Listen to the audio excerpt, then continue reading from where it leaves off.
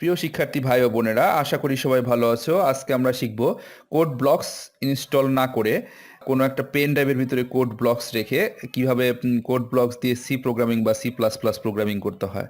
আজকের ভিডিওটি যাদের আইসিটি কোর্সে সি প্রোগ্রামিং বা সি প্লাস প্লাস প্রোগ্রামিং আছে অথবা যারা আগ্রহবশত সি বা সি প্রোগ্রামিং শিখতে চাও তাদের জন্য। অনেকের ক্ষেত্রে এরকম হয় যে কম্পিউটারে কোড ব্লকস ইনস্টল করা নেই কিন্তু প্রোগ্রামিং করতে হবে। সেই সব ক্ষেত্রে তোমার পেন ড্রাইভের ভিতরে যদি কোড ব্লকস সফটওয়্যারটি থাকে তাহলে কিন্তু তোমরা ইনস্ট্যান্টলি যে কোনো কম্পিউটারে বসেই প্রোগ্রামিং করতে পারবে। সেই জিনিসটাই আমি আজকে দেখাতে যাচ্ছি। কোড ব্লকস ইনস্টল দেওয়ার জন্য তোমাদেরকে যেতে হবে codeblocks.org এই ইউআরএলটিতে।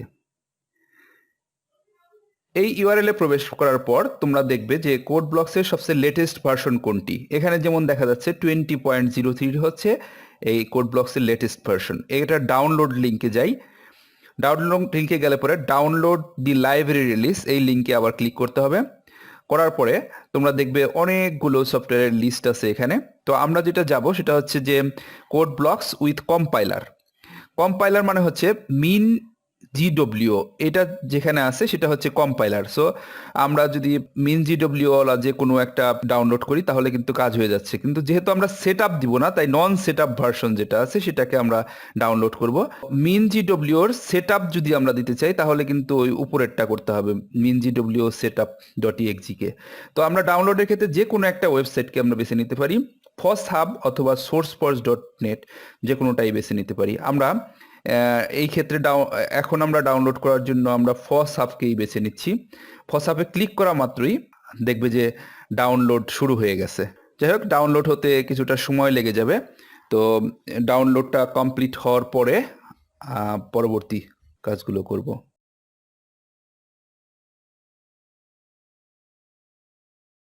ডাউনলোডটা কমপ্লিট হয়ে গেছে দেখো। তাহলে ওই ফোল্ডারটিতে আমরা এখন ঢুকবো, যেখানে ডাউনলোড হয়েছে সেখানটাতে ঢুকবো। ঢোকার পরে এই জিপ ফাইলটাকে কপি করে আমরা পেন ড্রাইভে নিয়ে যাব। পেন ড্রাইভের ভিতরে নিয়ে পেস্ট করে দিলাম।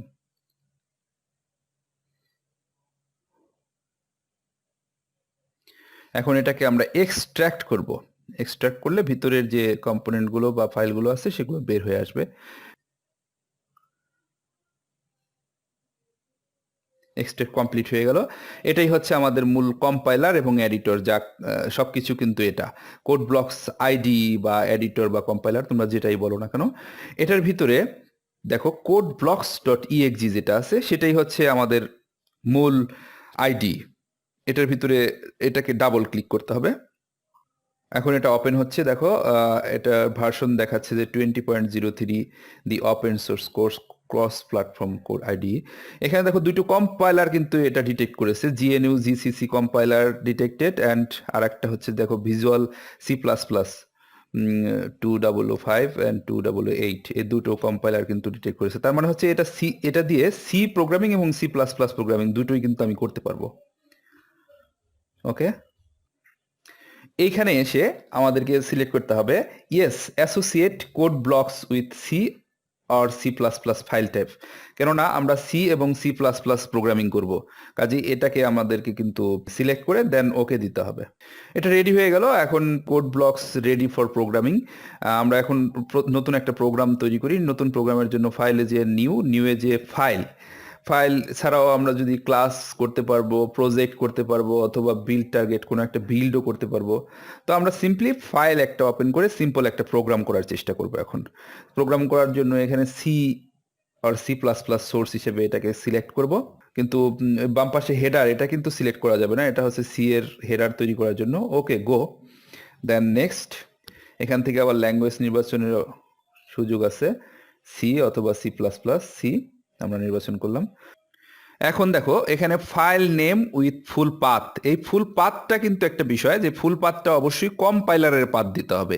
এখানে মিন জিডব্লিউ যেটা ডাউনলোড করেছিলাম সেই মিন জিডব্লিউ ফোল্ডারের ভিতরে যে বিন আছে সেটার ভিতরে আমাদের ফাইলগুলোকে সেভ করতে হবে। তাহলে আমাদের সবকিছু কিন্তু পেন ড্রাইভে আছে, তাহলে পেন ড্রাইভটা আগে সিলেক্ট করি, তারপরে হচ্ছে ওই ফোল্ডারটা যে ফোল্ডারটার ভিতরে আমাদের আইডি, তারপরে মিন জিডব্লিউতে চলে যাই, যে বিন নিয়ে চলে যাই, এইটা হচ্ছে পাথ। এই পাথের ভিতরে আমার প্রোগ্রামের নামটা লিখব। আর প্রত্যেকটা সি এর প্রোগ্রামের শেষে দেখবে এটার ফাইল এক্সটেনশন হয় ডট সি হিসেবে। ওকে, তাহলে প্রোগ্রামটার নাম লিখছি first program in C. Save দিলে পরে এটা ডট সি হিসেবে কিন্তু হবে, মানে সেভ হবে। ওকে, দেখো যে ফাইলের নেমটা দেখো first program in C dot C automatically হয়ে গেছে। ফিনিশ। এখন আমি প্রোগ্রাম লিখি। আমরা একটা বেসিক প্রোগ্রাম লিখব। এই প্রোগ্রামটা কিন্তু তোমাদের বই থেকেও তোমাদের ইচ্ছে মতো একটা লিখতে পারো।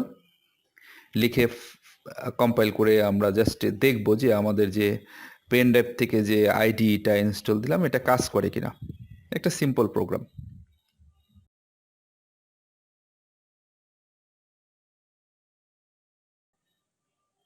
প্রোগ্রাম লেখা শেষ।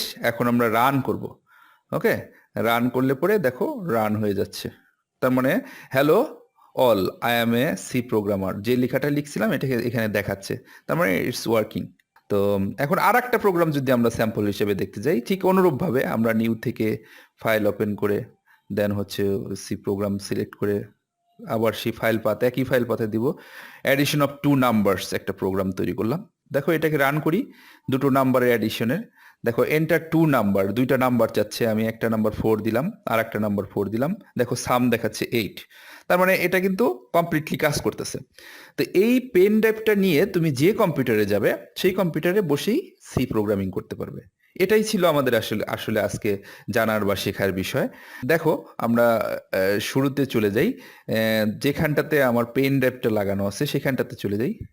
যে এই পেন ড্রাইভটা যদি আমি এখন খুলে ফেলি এবং আবার লাগাই, ধরো যে পেন ড্রাইভের ভিতরে সব কিছু আছে, খুলে ফেললাম, আবার যদি লাগাই বা অন্য যে কোনো একটা কম্পিউটারে যদি লাগাই, সেক্ষেত্রে কিন্তু আবার আমি সি প্রোগ্রামিং করা কোনো প্রবলেমই না, যদি তোমার কাছে এই কোড ব্লকের এই জিনিসটা থাকে এবং তুমি যদি জানো যে এইভাবে প্রোগ্রামিং করতে হয়।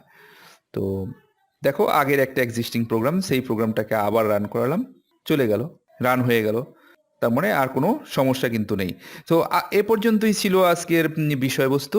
তো আমার মনে হয় তোমরা সবাই শিখতে পেরেছো। যদি তোমাদের ভালো লাগে তাহলে পরবর্তী আপডেটগুলো পাওয়ার জন্য আমাদের সাথেই থাকো। ধন্যবাদ সবাইকে।